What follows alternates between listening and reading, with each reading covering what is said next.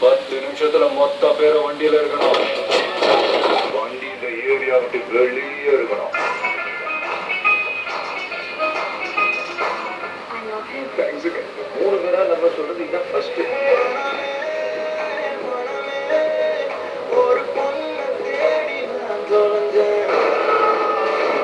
கார்பரேட்டுங்கிறது ஒரு செலவி வந்து அதுல மாட்ட சின்ன பூச்சி தான் கிராமம்.